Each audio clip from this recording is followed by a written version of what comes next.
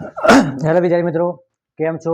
આજે હું તમારા માટે વિજ્ઞાનમાં જીવ વિજ્ઞાન મનુષ્યના પાચન વિશે આજે આપણે અભ્યાસ કરીશું. તો શરૂ કરીએ મનુષ્યના પાચન. તો જુઓ, દરેક સજીવ ખોરાક ગ્રહણ કરે અને દરેક સજીવ ખોરાક ગ્રહણ કરે અને ખોરાકનું પાચન થાય. તો પાચન થાય બરાબર, અને પછી લોહી બને અને તમારા આખા શરીરમાં ભ્રમણ કરે ઓક્સિજન સાથે. એ દરેક સજીવ કરે. પણ આપણે અગાઉના લેક્ચરમાં એક કોષી સજીવ અમીબા વિશે ભણ્યા હતા. પછી ગાય એટલે પ્રાણીઓ વિશેને આપણે જોયું હતું, વાગોળવાની ક્રિયા જોઈ હતી. હવે આગળ વધીએ મનુષ્યમાં જોઈએ. તો શું કહેતા મનુષ્યમાં પાચન? તો પાચન તંત્રનો બદલાવ થાય. જો ખોરાકના જટિલ ઘટકોનું સરળ ઘટકોમાં રૂપાંતર કરે જેને પાચન કહે છે. તમે કોઈ પણ ખોરાક ખાઓ છો બરાબર, તમે રોટલી શાક ખો તો તમે શું કરો છો? મોં દ્વારા ચાવો છો. એ ચાવવાનું કારણ શું હોય? બધા કોઈ પણ ખોરાક ચાવો છો એનું કારણ શું હોય? તમે એમને ના ઉતારી દો. રોટલીને શાક એમને ના ઉતારી દેવાય, ના ઉતારાય. ચમ? તેનું કારણ હોય કે આપણે લેવાનું છે કે તમે કોઈ પણ ખોરાક ખાઓ છો એ જે ખોરાકમાં તમને જે પોષક તત્વો મળી ને આપણે એનો ઉપયોગ કરવાનો છે. બરાબર. તો જો ચાવવાનું કારણ મુખ્ય જ, અને આપણને ગુજરાતીમાં કહેવત છે કે તમે કોઈ પણ ખોરાક ખો તેને 32 વખત ચાવવો જુઓ. જે 32 વખત ચાવો ને એ હંમેશા માટે નિરોગી રહે, એને કોઈ પણ પ્રકારનો રોગ ના થાય. એ 32 વખત ચાવો કે તમારા આ માસલ અંગો દાંતને પણ કસરત થઈ જાય. તારો જે ખોરાક હોય એકદમ બારીકાઈથી ઝીણો થઈ જાય. અને ઝીણો થાય એટલે એમાં પોષક તત્વો સરળતાથી તમારા જઠરની અંદર વલોવાઈ જાય અને દરેક અંગોમાં આગળ વધી. એટલે જટિલ ઘટકોનું સરળ ઘટકોમાં રૂપાંતર કરવાની ક્રિયાને કહેવાય પાચન. તો આ પાચન કરવા માટે જરૂરી અંગો છે. તમે જે ખોરાક ખાઓ છો એ ખોરાક કઈ કઈ જગ્યાએ જાય એ તો શરૂઆતમાં મુખથી થાય. તે મુખ દ્વારા ખોરાકને પાચન કરો, પછી અન્નનળીમાં જાય. બરાબર, આ તારી અન્નનળી શ્વાસ નળી બે ભેગી છે. અન્નનળીમાં જાય, અન્નનળીમાં જઠરમાં જાય. જઠર આવે, જઠરમાંથી નાના આંતરડામાં જાય. નાના આંતરડામાંથી મોટા આંતરડામાં જાય. મોટા આંતરડામાંથી યકૃતમાં જાય. યકૃતમાંથી સ્વાદુપિંડમાં જાય. સ્વાદુપિંડમાં તમારો જે વધેલો કચરો હોય બરાબર એ મોડાશય દ્વારા બહાર નીકળ્યો. આ બધા અંગોમાં તારો ખોરાક પાચન થયા પછી ફરે. બરાબર, સ્વાભાવિક. તમે જો રોટલી અને શાક બીજું કોઈ ખાતા હોય અને ચાવો નહીં તો સ્વાભાવિક છે કે આપણી અન્નનળીમાં ભરાઈ જવાની શક્યતા વધે. અને ભરાઈ જાય એટલે તમને શ્વાસ લેવામાં તકલીફ પડે. ઘણા બધી તમારે હેરાન થવું પડે. એટલે આ યાદ રાખવાનું. આપણે બધા અંગો બરાબર વિશે જાણીશું કે અંગો શું કહે છે. બરાબર, કયા અંગનું કાર્ય શું છે એ આપણે જોઈશું. તો શરૂઆત કરીએ આપણે. બરાબર, એના પહેલાં જો ખોરાકમાંથી ખોરાક તત્વોને અલગ કરી શરીરને આપવું તે પાચન તંત્ર કહેજો. આ જેટલા પણ અંગો છે બરાબર એનું કામ શું છે કે જે ખોરાકમાંથી જે પોષક તત્વો મેળવો છો એ પોષક તત્વો તમારા શરીરને આપો. આપણે આગળ વિટામિન, પ્રોટીન, ખનિજ ક્ષારો વિશે ભણ્યા. તે બધા શું કરે કે તમે ખોરાક ખાઓ છો એ ખોરાકમાં તમને અલગ અલગ પ્રકારના વિટામિન, પ્રોટીન બરાબર આ બધું તમને મળે. અને શું કામ આવે? તમારા શરીરના કાર્ય કરવા માટે. કાર્ય કરવા માટે ઉર્જાની જરૂર હોય અને ઉર્જા ક્યાંથી આવે? ખોરાકમાંથી. હવે તમે ખોરાક ખાઓ છો તો બધા અંગો શું કરે? એને પાચન કરવામાં મદદ કરે. એટલે પાચન તંત્રનું કાર્ય શું હોય? ખોરાકના અલગ અલગ તત્વો પહોંચાડવાનું. પ્રોટીન, વિટામિન જે જોઈતું હોય તમારે, ખનિજ ક્ષાર, ચરબી બધું તમને આપો. તો જો શરૂઆત કરીએ મુખથી. બરાબર, મુખ. તો જો પાચનની શરૂઆત કઈ થાય? મુખથી. તમે ખોરાક મોઢા મૂકો એટલે તારી પાચનની શરૂઆત થાય. કોઈ દાંત લખીને ના આવતા. પાચનની શરૂઆત મુખથી થાય. ને અમુક નહીં થાય ચાવવાનું કામ તો દોધથી થાય. પણ દોધ ચોકણ આવ્યા? મોઢામાં આવ્યા. જો મુખથી થાય, મોઢામાં રહેલ લાળ ગ્રંથિ. મોઢામાં શું આવેલું હોય? લાળ ગ્રંથિ આવેલી હોય. નોર્મલી તમે કોઈ પણ ખોરાક ખાઓ છો તો એ લાળ અંદર ભળી જાય. અને તમારે ચેક કરવી હોય તો તમે મન ગમતો નાસ્તો હોય, ખોરાક હોય તો તરત જ તારા મોઢામાં પાણી આવી જાય. પાણી આવવાનો મતલબ કે આપણા શરીરમાં એક પ્રકારના ઉત્સેચકો હોય કે જેનું ભરપૂર પ્રમાણ વધી જાય મોઢામાં. કેમ વધી જાય? કે કે તમને ભાવતો ખોરાક આવ્યો, અને જો ભાવતો ખોરાક આવે ને એનું પાચન સારું થાય. બરાબર, તમે જે ભાવતો ખોરાક હોય ને એને તમે પ્રેમથી ખો, બહુ લાળ રસ વધુ ઉત્પન્ન થાય. બરાબર, અને તમે પાચન સારી રીતે કરો. બરાબર, તો લાળ ગ્રંથિ આવેલી હોય અને એ લાળ ગ્રંથિમાં કયો ઉત્સેચક હોય? ટાયલિન. બરાબર, ટાયલિન નામનો ઉત્સેચક હોય. એ ઉત્સેચક શું કરે કે જેનું કાર્ય ખોરાકને સરળ બનાવે. બરાબર, તમે જે પણ ખોરાક ખાઓ છો એને પોચો કોણ કરે? ટાયલિન નામનો ઉત્સેચક. બરાબર, તમે જેટલા પણ ખોરાક ખાઓ છો બરાબર એ ખોરાકને પોચો કરવાનો અને પોચો કરી એકદમ સરળ બનાવવાનો અને સરળ બનાવીને તમારી અન્નનળીમાં મોકલવાનું કાર્ય કોણ કરે? ટાયલિન નામનો ઉત્સેચક. બરાબર, પછી આગળ વધીએ તો આપણે મોઢામાં એક બીજું અંગ આવેલું હોય, જીભ. બરાબર, જીભનું કામ શું છે?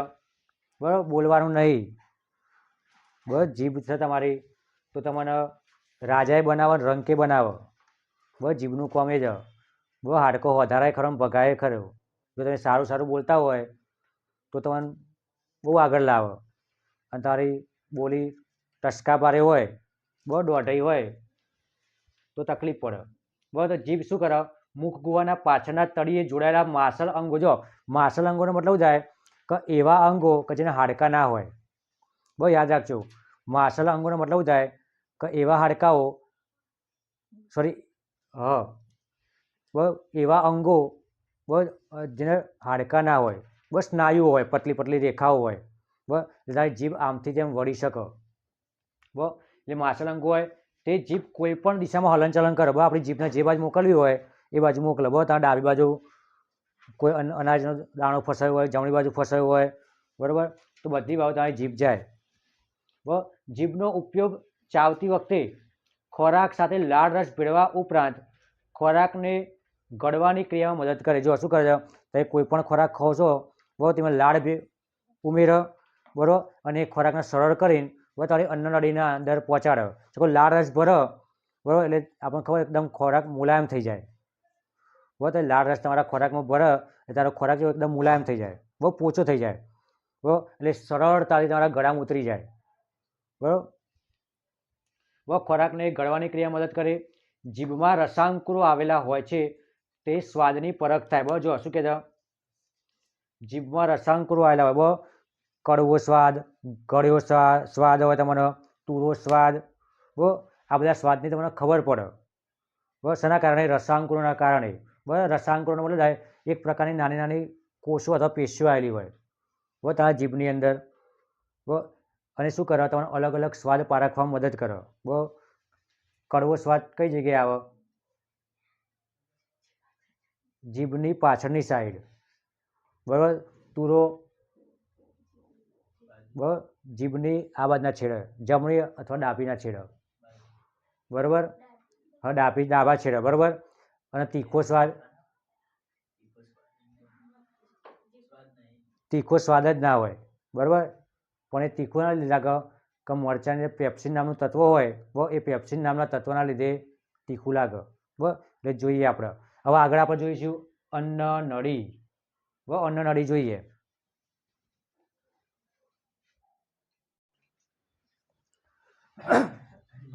જો આપણે મુખથી આગળ વધીએ, બરાબર, અન્નનળી જોઈએ તો અન્નનળી શું કહે છે?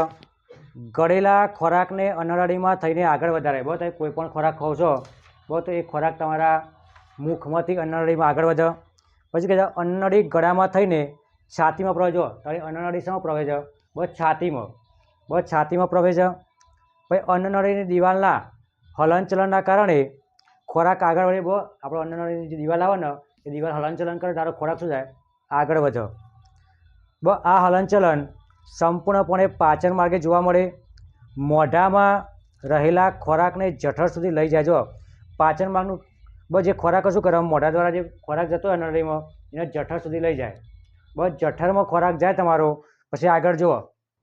બસ શું કહે છે? જેથી ખોરાક નીચેની દિશામાં ધકેલાય. બહુ અન્નનળીમાંથી તારો જે ખોરાક હોય બસ ધીમે ધીમે બહુ અન્નનળીની આજુબાજુ જે દિવાલ હોય ને એ દિવાલ દ્વારા આગળ ધકેલાય. બરાબર, અને એ ખોરાક તમારા જઠર સુધી પહોંચે.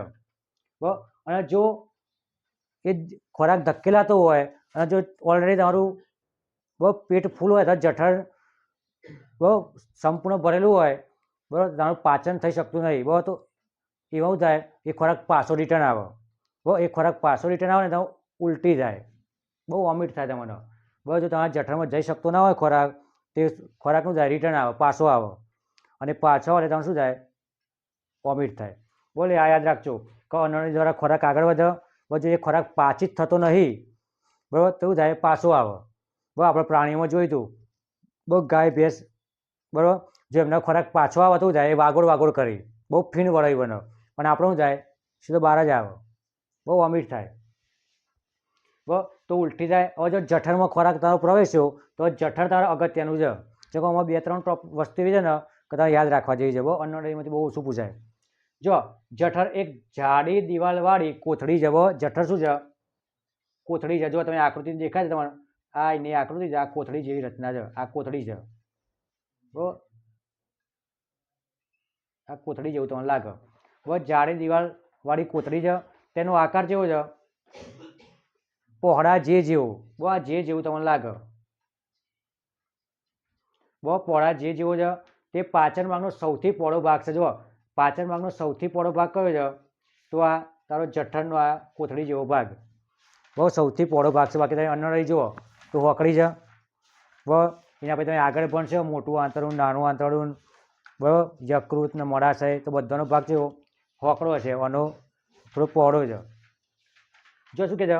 તે એક છેડેથી અન્નનળી દ્વારા ખોરાક લે છે. જો ઉપરના છેડે અહીંથી ખોરાક પ્રવેશે, આ એક છેડો એનો, અહીંથી ખોરાક પ્રવેશે, બરાબર, અન્નનળી દ્વારા ખોરાક લે અને બીજા છેડે આંતરડામાં ખુલે છે. બરાબર. અહીંયા તમારે આંતરડું આવેલું હોય, બરાબર, તો અહીંથી ખોરાક જાય, બરાબર, અને પછી થાય આ એક છેડેથી જાય, બીજા છેડે ખોરાક તારો આંતરડામાં ખુલે, એટલે આંતરડામાં પહોંચી જાય. બરાબર. હવે આંતરડામાં પહોંચીને પહેલાં થોડી પ્રોસેસ થાય. બરાબર. તો જો શું કહે છે? જઠરની અંદરની દિવાલમાં શ્લેષ્મા, આ યાદ રાખજો, શ્લેષ્મા હાઇડ્રોક્લોરિક એસિડ, બરાબર, એનું સૂત્ર HCl અણુસૂત્ર, અને પાચક રસો આવેલા હોય. બરાબર. જઠરની અંદરની દિવાલમાં શું આવેલું હોય? શ્લેષ્મા, હાઇડ્રોક્લોરિક એસિડ અને પાચક રેસાઓ આવેલા હોય. બરાબર. એ શું કરે? પાચક રેસાઓનો સ્ત્રાવ કરે. બરાબર. જો આમાં કેવું હોય? તમે કોઈ પણ ખોરાક ખાવ છો, બરાબર, તો તમારા જઠરમાં જાય, બરાબર, તો એ હાઇડ્રોક્લોરિક એસિડની મદદથી ખોરાકને વલોવે. બરાબર. જેમ પેલું ઘંટીમાં લોટ દળાતો હોય ને એમ તારો ખોરાક તો વલોવાય, આમ ચક્ર ગોળ ગોળ ગોળ ગોળ ફરે રાખે. બરાબર. એ વલોવાય અને એમાંથી તારા પાચક રેસાઓ અલગ પડે, પાણી અલગ પડે. બરાબર. પ્રોટીન હોય તો પ્રોટીનવાળા ભાગમાં જાય, વિટામિનવાળા ભાગમાં જાય, કાર્બોદિત પદાર્થો કાર્બોદિત અલગ જાય. બરાબર. એ વલોવાનું કામ કરે. શ્લેષ્મા જઠરની અંદરની દિવાલને રક્ષણ આપે. જો શ્લેષ્માનું કાર્ય શું છે? કે તમારી જે જઠરની દિવાલ છે, બરાબર, આ દિવાલને શું કરે? રક્ષણ આપો. જેમ રક્ષણ આપો કે સ્વાભાવિક એસિડ આપણને ખબર છે, એસિડનું ગુણધર્મ હોય કોઈ પણ વસ્તુને બાળવાનું, બરાબર, દાઝવાનું, બરાબર, પણ એના સામે રક્ષણ કોણ આપે છે? આ શ્લેષ્મા નામનું તત્વ આપે. બરાબર. શ્લેષ્મા નામનું તત્વ આપે. અને જો આપણને અમુક વખત એસિડિટી થાય છે, બરાબર, એસિડિટીનું કામ શું હોય? તમે કોઈ પણ ખોરાક ખાઓ છો, બહુ તળેલો હોય, તીખો હોય, બહુ ઓલરેડી તમારા જઠરમાં શું છે? એસિડ છે જ. બહુ ઓલરેડી તમારા જઠરમાં એસિડ છે. હવે થાય છે જેવું તમે ઉપરથી વધારે તીખું, તળેલું, બહુ વધારે એસિડવાળું ખાઓ છો, એ થાય જેવું એસિડનું પ્રમાણ વધે. હવે એસિડનું પ્રમાણ વધે એટલે તમારો સ્વાભાવિક છે કે એસિડ અંદર શાનું સ્વરૂપ લે? વાયુનું સ્વરૂપ લે. હવે વાયુ શું થાય? તમારી અન્નનળીમાં ઉપરની તરફ આવે.